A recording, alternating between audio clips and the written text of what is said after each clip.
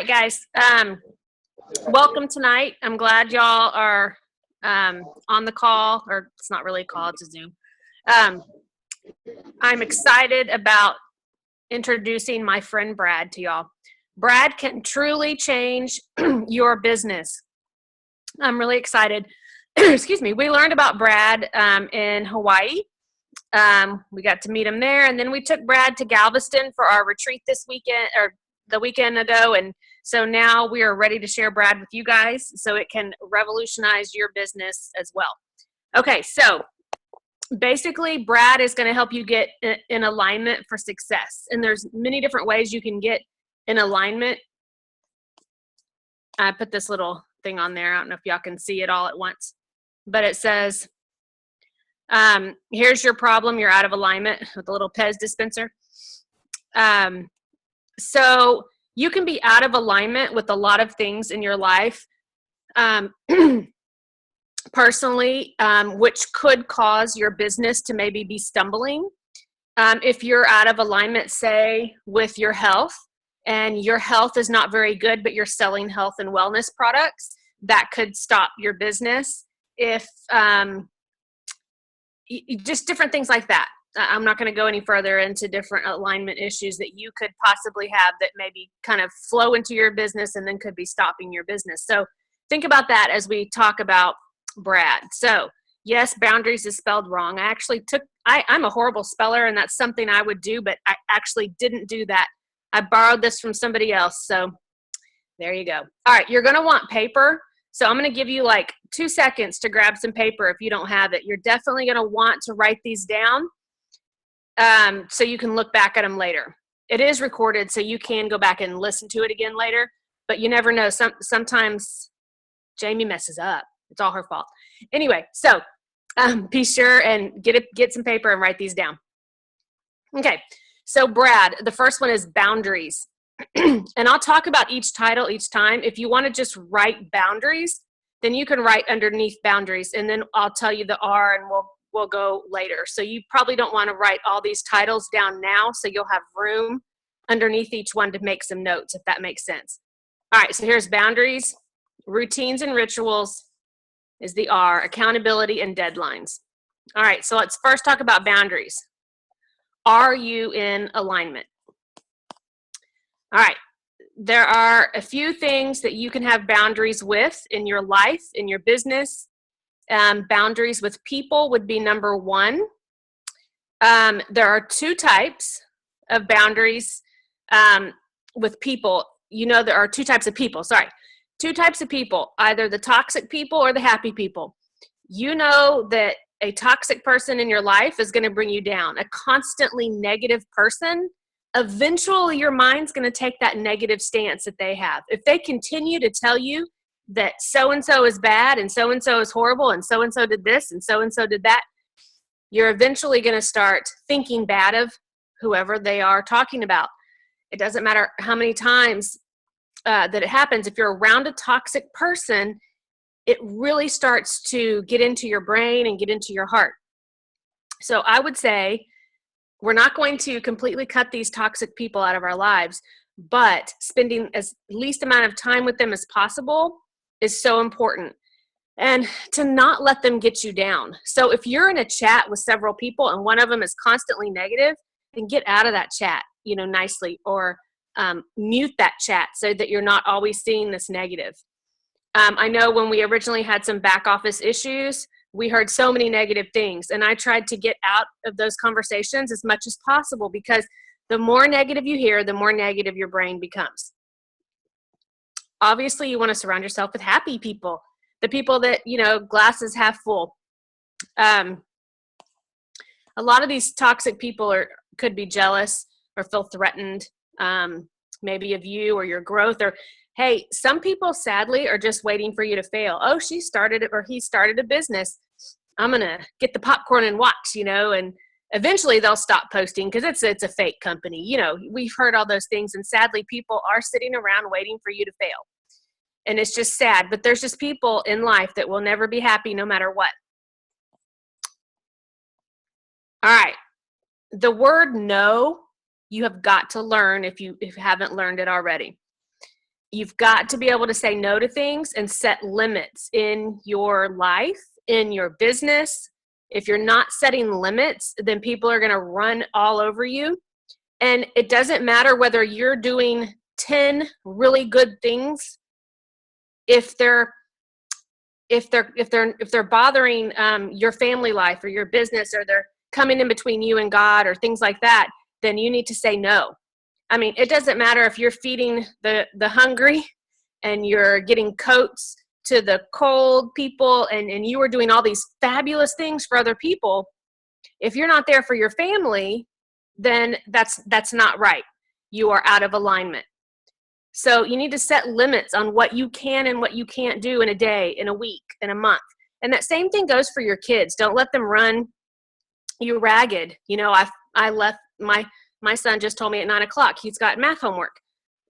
So, I mean, don't just rush and try and get it all done. Set those limits with your kids, and especially with your business. It's okay if you don't answer someone back right away. It's okay. Don't let them, you set business hours would be fabulous if you could set some business hours. For me personally, I like to set business hours where I work after my kids go to school. I'll work for a few hours, and then, you know, I'll have lunch, and that's kind of the time that I answer phone calls or messages. But then once I get my daughter about 2:45, I try not to work again. I try not to look at my phone until they go to bed.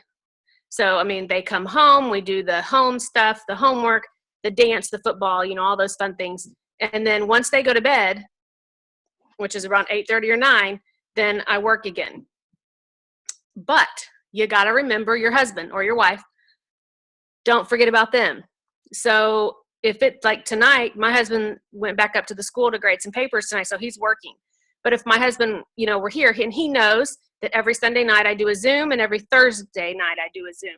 So those 2 nights, he's not expecting me to, you know, watch a movie with him or go on a date with him or things like that. But you've got to schedule in that too with your spouse, because no matter what you do in your business, if it's not aligned correctly, for me, it's God, my husband, my kids, and then Plexus. I always say family first above Plexus. And so you've got to set those limits. You don't want your kids saying, well, yep, you made it to Diamond and you took us to Hawaii, but you were always on your phone. So keep that in mind. So you're not constantly looking at your phone as you're building your business. So set some hours, set some limits. Don't turn your life over to someone by not placing boundaries on yourself. And I think a lot of us do that, and we think we're doing good. And I also think you're stealing blessings from someone, say maybe at church, if you're the one that always volunteers for something, or at the PTA, or at your kid's school in your classroom. If you're always volunteering for something, then you're kind of, someone else is going to be out there that maybe is kind of shy and doesn't always speak up, and maybe you're missing the blessing that they could have of doing that. So it's okay to say, no, I'm giving you permission, because, you know, you should always listen to me. No, I'm kidding. All right. Boundaries on places.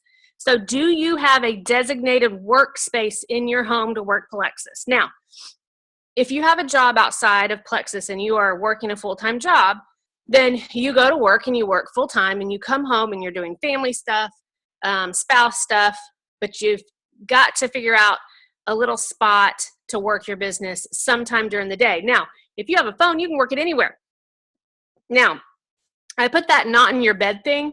This is for the people that just do Plexus, the stay-at-home moms, the moms or dads that aren't going into work full-time. Because obviously you're going to have your phone and you're working it on the go.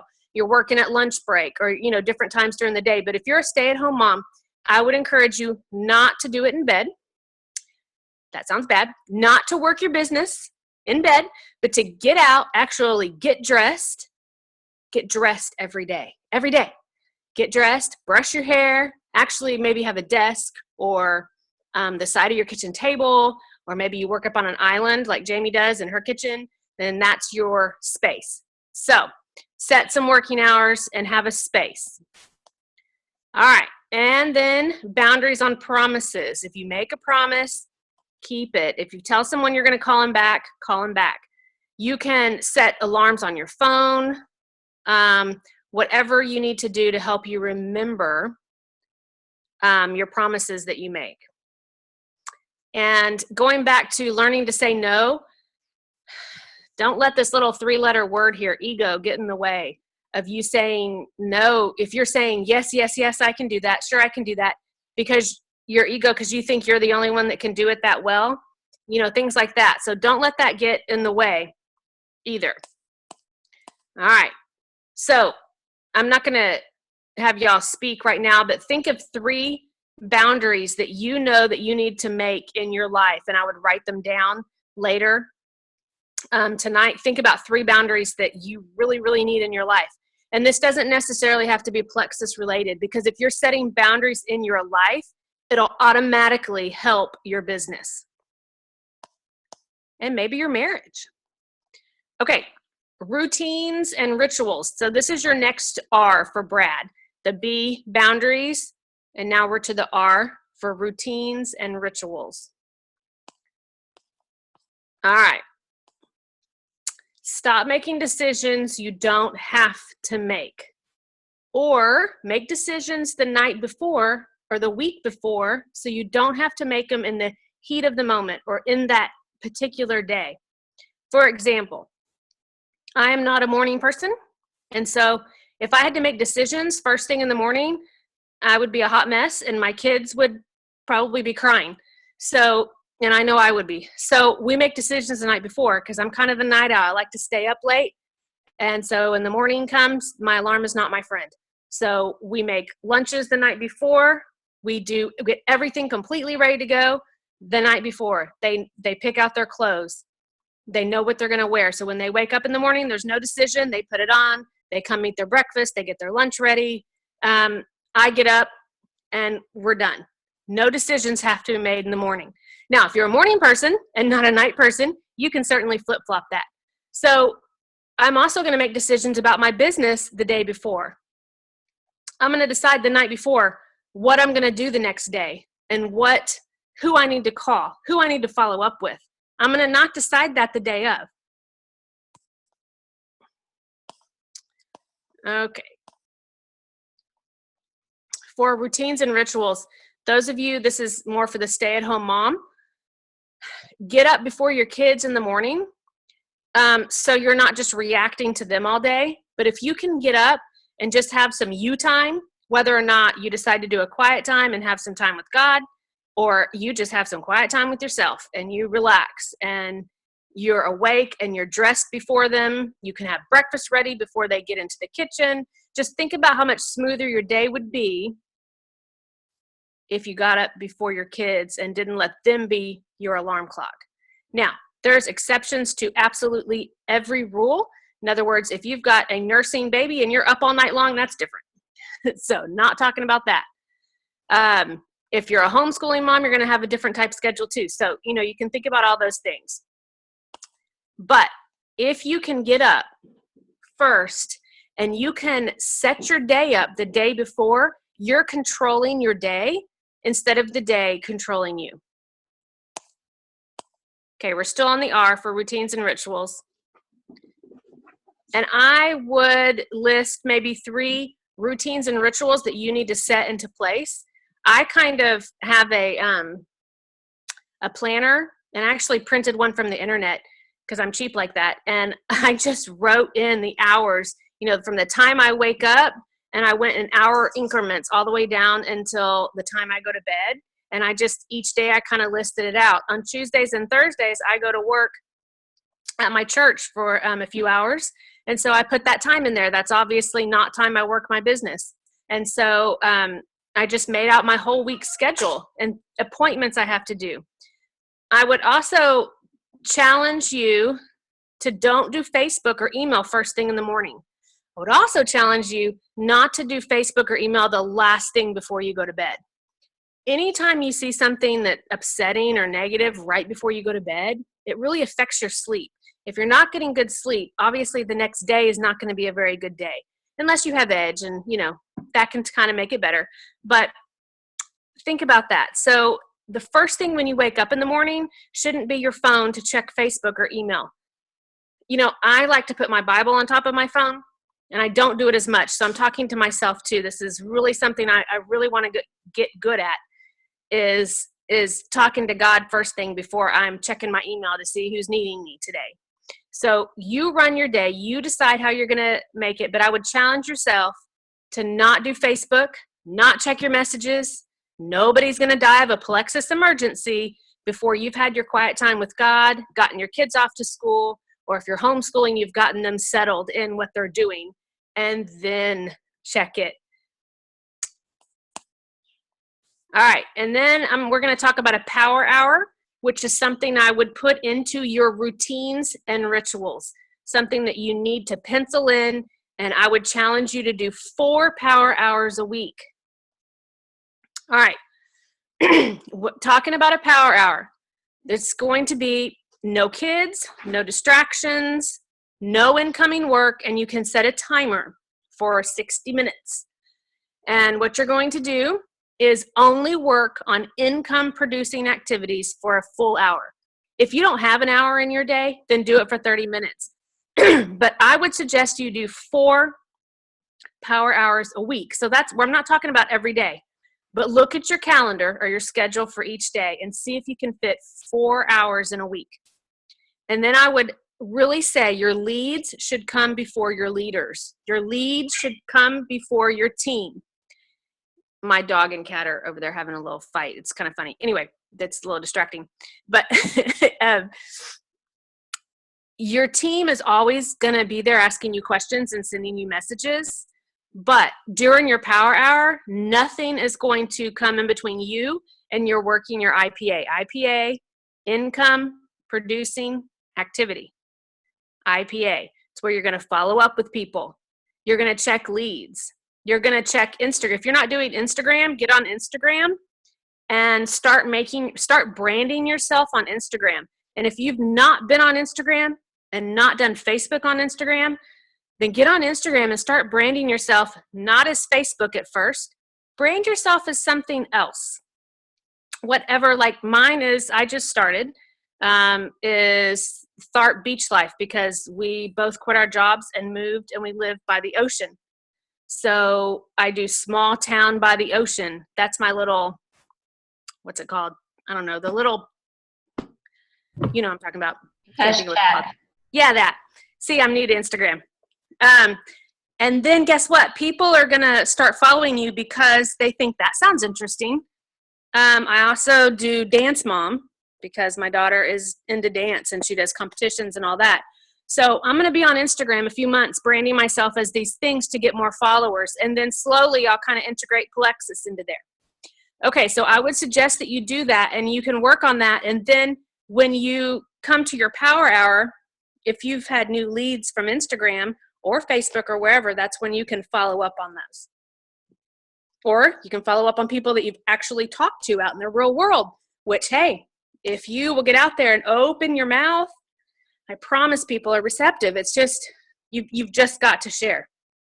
I know Donna last week, she was just getting her haircut and started talking, and her hairdresser thought, "Ooh, that sounds interesting," just because Donna decided to open her mouth. I can think of probably 5 people that I should have shared Plexus with that we were just talking, total strangers, and why I didn't say, "Oh, hey, have you tried Plexus?"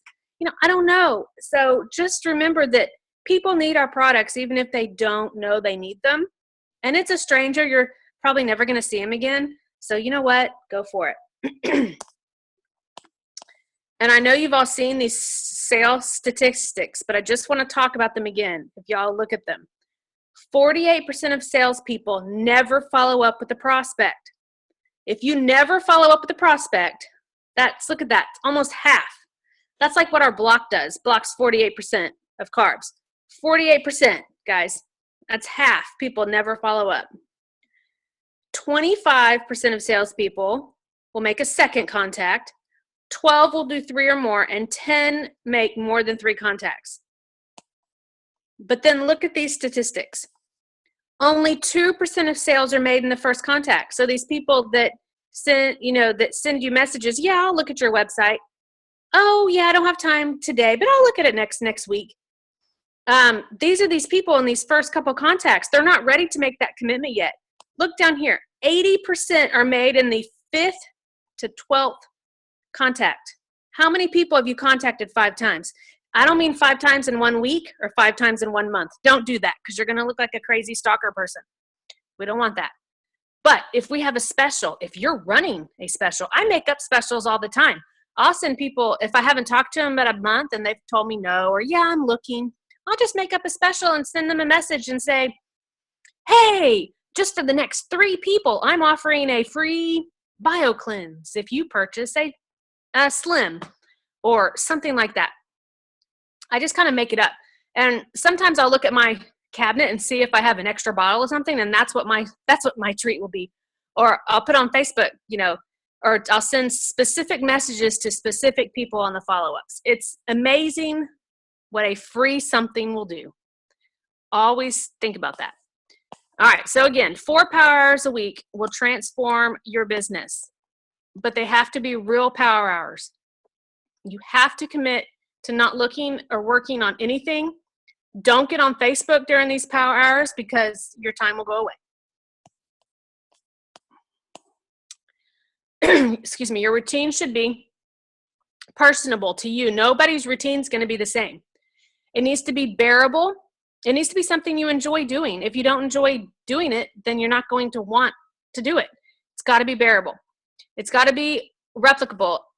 Anyone could be able to do not necessarily your exact schedule, but anyone should be able to, like, you could share this B.R.A.D with someone else and they should be able to do it. You could share with them, what boundaries you're putting in place, and then they should be able to put their boundaries into place. They should also be non-negotiable. Whenever you set these routines, you're not going to get there by not doing them. So they should be non-negotiable. You should be doing them all the time. Okay, so for the A on B.R.A.D, the next one is accountability. Do you know that people that have accountability partners, or if they put it on Facebook that they're going to do such and such within a certain length of time, they're much more likely to do it? Because in your head, only you know how much time that you waste during your day on Wastebook, or what you are really doing in your IPA. Only you know. It's between you and God and no one else. So if you have an accountability partner where they're checking in with you and they're saying, hey, Kim, did you do your IPA today? Did you follow up with those people? Or if somebody knows your goals at the end of the month, they can really start, rallying behind you. You're going to rank up to gold this month. You're going to do it. How can I help you? And I'm going to encourage you. But if you don't have anybody holding you accountable, then nobody knows. Nobody says anything. And then you're like, I can just do it next month. But if you have people rallying behind you, believe me, you work a lot harder. All right. Start recording things down. Keep a list of your back office of the people that order every month consistently, the people that have dropped off. Keep a record of your routines and what you're doing. Just keep records of these things so that you can look back and really see what you're doing and what you're not doing. And then you could keep track of things like how many no's I got this week, how many times you've shared Plexus with a stranger, how many cold calls or cold messages have you sent to people that you didn't know. So if you keep track of these things, you're actually going to know if you're following what you said you were going to do. So accountability, you've got to have a partner. You've got to. If you don't have a partner that you work this business with, I would highly encourage you to find one. And I would, if there are your rank or one up or one down from you, it's probably best. It probably wouldn't be best for, say, a silver to have an accountability partner that's, like a diamond or something, because it would be hard for the diamond to whine about her paycheck to a silver. Does that make sense? So you'll want an accountability partner that's about where you are with the company so that y'all can talk about everything. All right. When you're accountable with them, be accountable with your numbers, with your processed orders, with your ambassadors that qualify and those that don't. Just be open and tell them everything so that you guys can really work together. All right. That's A for accountability. All right. And then our last one is D for deadline. Okay. Without a deadline in this world, nothing would get done. Can you think of anything that would get done without a deadline? I mean, babies would never be born if God didn't put a deadline in there. I mean, it's nice and warm and cozy. They're getting fed. And hey, let me tell you, that's the easiest time you ever take care of your child, typically, unless you're sick all the time, is when they're in your stomach. So if there was no deadline, nothing would get done. I mean, if there was no deadline on a project from from work, and the boss is like, oh, just turn it in when you want, it would never get turned in. At least for me, it wouldn't. You would never have a new paper the next day. You would never have news headlines. You would never have these things because there's no deadline. So you have to set deadlines for yourself when you're self-employed, when you have your own business, because if you don't, it's never going to get done. Set a deadline. It can also be called a goal, deadline goal, to be at a certain rank at a certain time. I know Jamie and I have both done talks about how to find your rank, how many people you need to make your next rank. So if you haven't figured that out yet, I would encourage you to figure it out and then work on it, and then tell your accountability partner, I'm going to be gold by the end of the month, this month, and that's my deadline, and I'm going to do it, and then you work towards your deadline. If you never say that, if you say, I want to be gold, but you never set a deadline, you don't know how many people you need to get there, you have no plan, it's likely that you probably won't get there, at least not in the month that you want it. All right, this website, followupthen.com, you can write down and check that out. It's where, say that you tell, maybe you're doing a coaching call with your team and you say, I'm going to call Susie back, next week at 4:00. You could put followupthen.com. And then you can put that in, and guess what? You could 30 minutes before you're supposed to call that person back, it'll send you a message. I do it on my phone. I just set an alarm on my phone or on my calendar and say, call Susie at 4 p.m. and it'll alert me 30 minutes before. So any of these things I would do. I don't remember anything without an alarm or put on my calendar. Do you need to define your deadline? Define your deadline. I will be gold by October 31st, period. I will be silver by the end of the week with a date. Define it. Next, you're going to divide it. What do you do weekly or daily to get to this defined goal? What are you going to do weekly or daily? Then you're going to declare it. Because again, if you don't declare it to someone, you're less likely to do it. Somebody's got to hold you accountable. Tell your sponsor, your sideline, your upline, your downline, your accountability partner. Declare it to someone. And then you have to have discipline. These are all the D's, by the way, if you hadn't figured that out. Then you have to have discipline to actually do it. And yet discipline, guys, is going to bring freedom. The discipline is going to bring freedom because your day is not being run by your kids. Your day is not being run by everything else because it's not been planned out. Then it's going to bring freedom because it's going to work in your plexus business and bring freedom from that angle as well. Discipline brings freedom. So those are all the D's for deadline.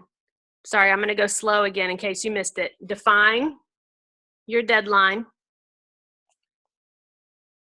Divide and declare. And then discipline. Just do it. And that commercial, what is that, Nike? All right, so that is B.R.A.D. I hope you have enjoyed B.R.A.D. He is my new best friend. And so we've recorded this. Jamie, you want to cut the recording?